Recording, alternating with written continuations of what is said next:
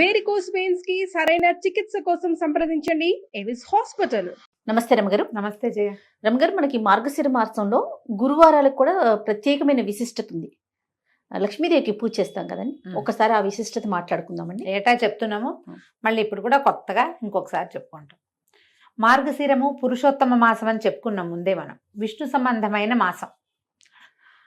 ఇప్పుడు మనం విష్ణు సంబంధమైన మాసాలని ముందు మాసాల్లో కూడా చెప్పాం. అవును. శ్రవణ నక్షత్ర సంబంధమైనది శ్రావణ మాసం. అప్పుడు లక్ష్మీదేవి పూజ విశేషంగా అయ్యవారిని కూడా చదువుకోండి. అక్కడి నుంచి శ్రావణం తర్వాత భాద్రపదం లేదు, ఆశ్వీజం తర్వాత కార్తీకం. ఆశ్వీజ మాసం అంతా దుర్గా పూజ చేసాం. అవును. తర్వాత కార్తీకమేమో దామోదర ప్రీత్యర్థం చేసాం. ఈ మార్గశిరము సాక్షాత్తు విష్ణు స్వరూపం. అక్కడ కార్తీక దామోదర ప్రీత్యర్థం శివాభిషేకం దుర్గాభిషేకం చెప్పుకున్నాం. శివాభిషేకం చెప్పాం, కార్తీక దామోదర ప్రీత్యర్థమే సాలగ్రామ దానం అన్ని కూడా అలా చెప్పాం. ఇక్కడ పూర్తిగా ఇది విష్ణు మాసమే. అయితే ఈ విష్ణు మాసంలో ఉన్న గురువారాలు చాలా ప్రత్యేకమైనవి. మామూలుగా మనం శుక్రవారం లక్ష్మీ పూజ చేయటం మన ఆనవాయితీగా ఉంటుంది. అవును. ఇంచుమించు భారతదేశం అంతా కూడా ఫ్రైడే శుక్రవారం లక్ష్మీదేవికి అని అంకితం చేసి ఉంచుతారు. అవును, చేస్తారు. అట్లాగే ఈ ప్రత్యేక మాసంలో గురువారం కూడా లక్ష్మీదేవికి అంకితం చేయబడి ఉంటుంది. మనం అనంగానే మనం అంతా గురువారం గురువారం అంటాం. లక్ష్మీవారం అనే వాళ్ళు చాలా మంది కనపడతారు. పల్లెటూర్లలో మనం వింటుంటాం లక్ష్మీవారం అంటాం. ఈ శుక్రవారం నాడు ఏ ఏ పనులు చేయకూడదు, డబ్బులు ఇవ్వకూడదు, ఇల్లు తడిబెట్ట పెట్టి అదే ఇల్లు బూజులు దులపకూడదు. కొన్ని ప్రాంతాల్లో ఈ గురువారాన్ని లక్ష్మీవారం అంటాం మనకు కనిపిస్తుంది. పల్లెటూళ్ళల్లో కనపడుతుంది. అది కాక పల్లెటూళ్ళలో మనవాళ్ళు కాదు, తుని ఆ ప్రాంతాలు, విశాఖపట్నము శ్రీకాకుళం ఆ వైపు కొంచెం ఒరిస్సా వైపుకి వెళ్లే కొందికి దాన్ని లక్ష్మీవారంగానే చెప్తారు. లక్ష్మీవారం అంటారు. ఆ రోజున మనం ఇళ్ళు బూజులు దులపటం కానీ, తర్వాత ఏమో చెత్త బయట పడేయటము, పాత సామాన్లు తీసి బయట పారేయటము అలాంటివి కూడా చెయ్యరు. గురు శుక్ర 2 రోజులు పట్టింపే వాళ్ళకి. ఓకే. మనం మిగిలిన రోజులంతా శుక్రవారమే పాటించిన మార్గశిరంలో మాత్రం ప్రత్యేకంగా లక్ష్మీ పూజ చేసుకోవటం ఒక విధానంగా కనపడుతుంది. ఇప్పుడు మనం మామూలుగా అసలు రోజువారీ లక్ష్మీ పూజ కాకుండా మార్గశిర గురువార వ్రతం అని ఒక నోము కూడా ఉంది. నోముకు ఒక నియమం, పూజ అయ్యేదాకా ఏమీ తినకూడదు. గురువారం నాడు నెత్తికి నూనె రాసుకోకూడదు, పూజ అయ్యేదాకా తలకాయ దువ్వుకోకూడదు, ఏమీ తినకూడదు. ముందు చెప్పిందే ఇది. తర్వాత పూజ అయిపోయాక ప్రసాదం పుచ్చుకుని ఈ కథని ఎవరికైనా చెప్పాలి.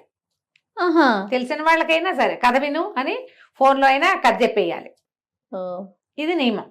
ఈ నియమం ప్రకారం మనకి ఇళ్లలో ఎవరికైతే మార్గశిర గురువార వ్రతాలు ఉన్నాయో, నోములు వ్రతాలు ఉన్న కుటుంబాలు కొన్ని ఉంటాయి, అలవాటుగా అనుచరణంగా వచ్చినవి. మీకు అలవాటు ఉంటే లక్షణంగా చేసుకోండి మీ పద్ధతుల ప్రకారం.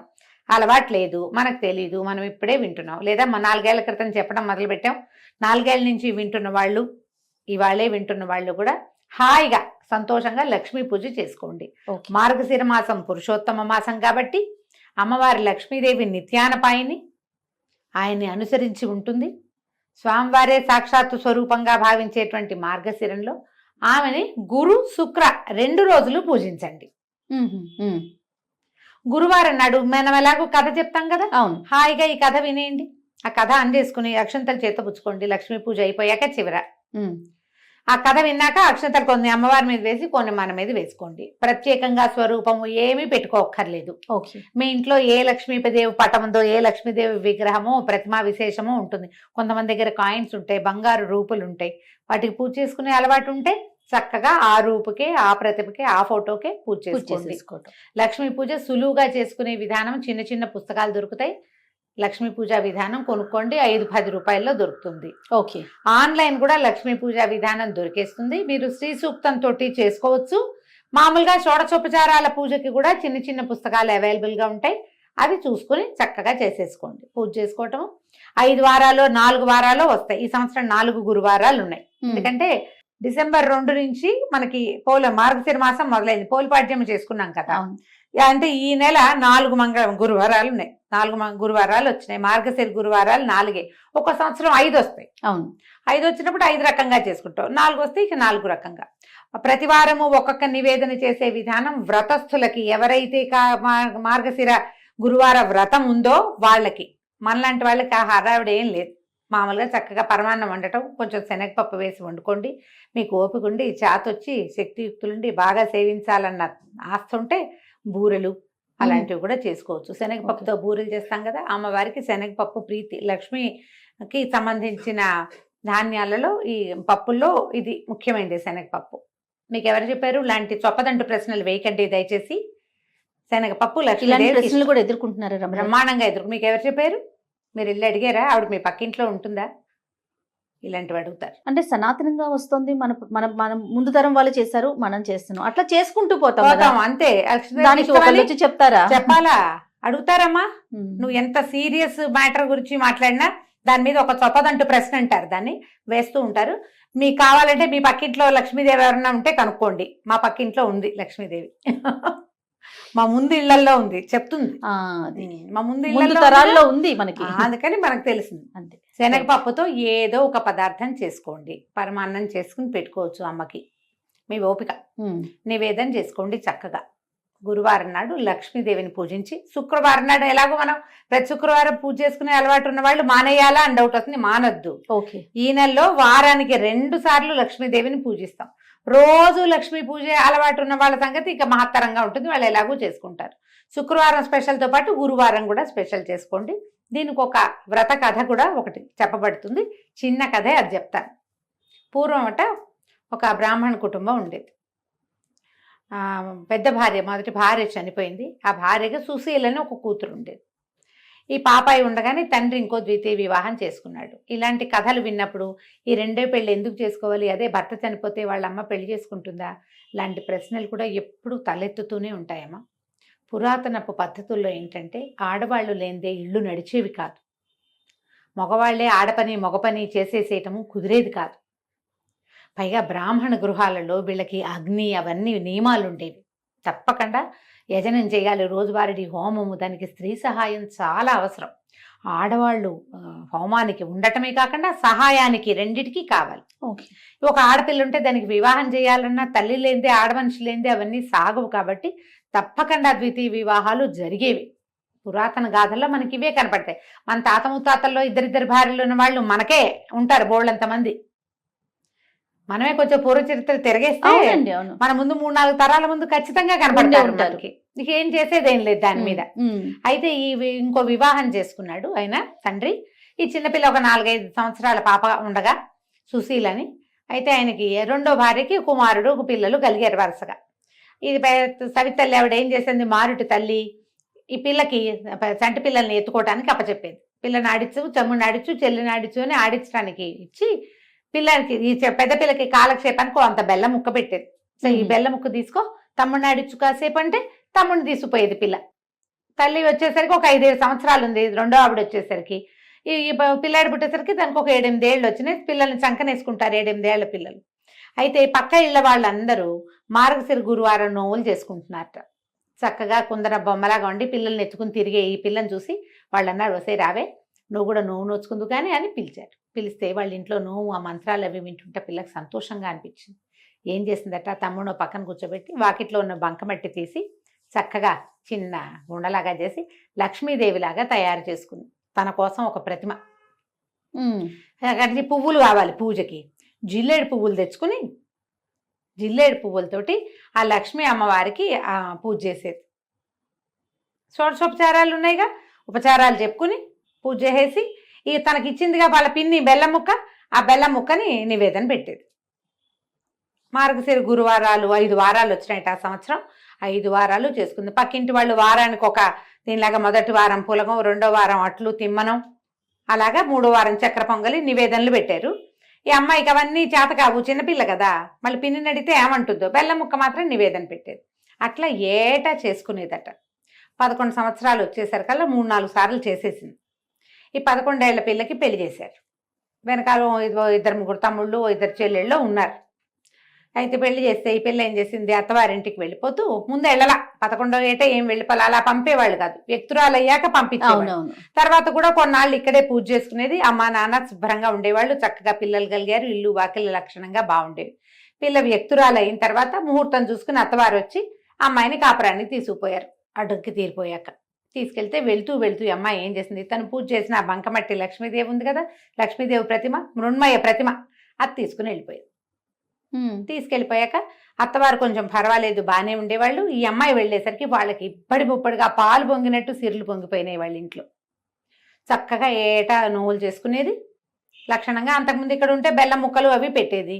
అక్కడ అత్తవారింటికి వెళ్ళాక దాని సొంత ఇల్లు, సొంత ప్రపంచంగా చక్కగా వారానికి ఒక నివేదన చొప్పున చేసుకుని లక్షణంగా వ్రతం చేసుకుని అందరినీ పిలిచి తాంబూలాలు వాయినాలు ఇచ్చి లక్ష్మీదేవికి సంతోషం ప్రీతికరంగా ఉండే పనులన్నీ చేసేది.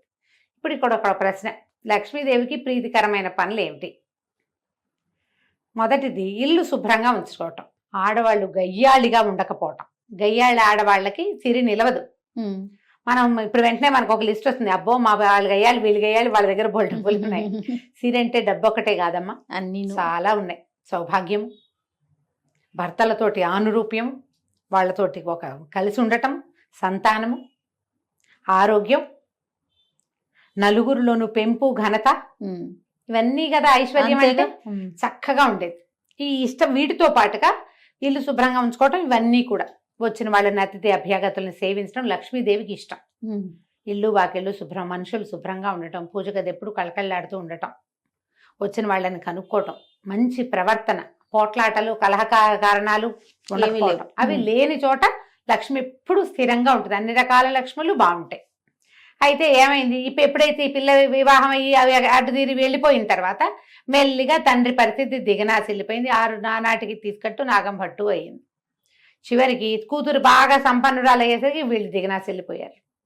ఏమిటో ఎప్పటికప్పుడు పోవటమే వాళ్ళ ఇంట్లో, ఏది నిలిచేది కాదు. ఎంతో బాధగా ఉండేది తల్లికి తండ్రికి. అయితే ఏం చేశారట వాళ్ళు, తమ్ముడిని పంపించిందట పినతల్లి. కొంచెం పర్వాలే బాగానే చూసింది, ఎంత పెద్దగా అయ్యాలేం కాదు ఆవిడ. అక్కయ్య దగ్గరికి వెళ్ళరా, మన పరిస్థితి బాగుండలేదని చెప్పు, ఏదైనా ఇస్తే పట్టుకురమ్మని పిల్లవాడిని పంపించింది. కొడుకేమో వెళ్ళాడు వాళ్ళ ఇంటికి. వెళ్తే అదే అక్కయ్య వాడికి అన్నం పెట్టి అన్ని 4 కనుక్కుని, అయ్యో వీళ్ళ పరిస్థితి బాగుండలేదు, డబ్బుగా ఇచ్చి పంపిస్తే చుట్టుపక్కల వాళ్ళు చూస్తారు, భర్త వాళ్ళు ఏమనుకుంటారోనని ఏం చేసింది, ఒక వెదురుగాడని ఇంత పొడుగాటి కర్రని జాగ్రత్తగా తొలిపించి దాని నిండా బంగారు నాణేలు పోసి దాన్ని కవర్ చేయించేసి, ఒరే ఇంటికి పట్టుకెళ్ళరా తమ్ముడు అని కర్ర చేతులు పెట్టింది. ఈ పిల్లాడు అది అక్క కర్రే ఇచ్చింది అనుకున్నాడు, అందులో డబ్బులు ఉన్నాయన్న సంగతి తమ్ముడికి అమ్మాయి చెప్పల. కర్ర పుచ్చుకుని వెళ్ళాడు. వెళ్ళేసరికి అలా మధ్యదారిలో ఎక్కడో కర్ర దేనికో ఆనించి ఎక్కడో కూర్చుని పడుకుని నిద్రపోయాడు. వాడి సొంత కర్ర కాదు కదా, అలవాటు కూడా లేదు, మర్చిపోయి వెళ్ళిపోయాడు. ఎవరో చేపాటి కర్ర బాగుందని తీసుకుపోయారు. వాళ్ళ అదృష్టవంతులైతే వాళ్ళకి దొరుకుంటుందా లక్ష్మీదేవి. తల్లి అడిగింది, ఏమి ఇచ్చిందిరా అక్క అంటే, ఏమో నమ్మ కర్ర ఇచ్చింది, అది నేను ఎక్కడో వదిలేశాను అన్నాడు. ఆవిడకి అర్థం కాల, కూతురు ఏం పంపింది ఏమిటి సంగతి. మళ్ళీ కొన్నాళ్ళు పోయాక మళ్ళా కొడుకుని పంపించింది. కొడుకుని పంపిస్తే ఈ అమ్మాయి ఏం చేసింది, ఈసారి నాన్న కోసం ఒక జత చెప్పులు కుట్టించాను, చెప్పులు పట్టుకెళ్ళమని ఆ చెప్పులు జాగ్రత్తగా పక్క కుట్లు ఊడదీసి చెప్పులు నిండా బంగారం కాసులు పెట్టి కుట్టించేసి చేతిలో పెట్టింది. ఇప్పుడు చెప్పలేదు. పిల్లాడు చెప్పకూడదు, ఊరికే చెప్పులు నాన్నకి అంటే పట్టుకుపోతాడు అనుకుంది. ఒక గుడ్డలో చుట్టిచ్చింది. వాడు ఆ చెప్పుల మూట దీని మీద పెట్టి ఒక గట్టు మీద పెట్టి చెరువు గట్టును పడుకున్నాడు చల్లగాలికి. ఎవరో చెప్పులు పెట్టిపోయారు. 3వసారి మళ్ళీ పంపించింది తల్లి 2 నెలల తర్వాత. ఈ అమ్మాయి ఒక గుమ్మడికాయ పై డిప్ప తీసి లోపల గింజలన్నీ తీసేసి దాని నిండా బంగారు కాసులు పోసి పంపించింది.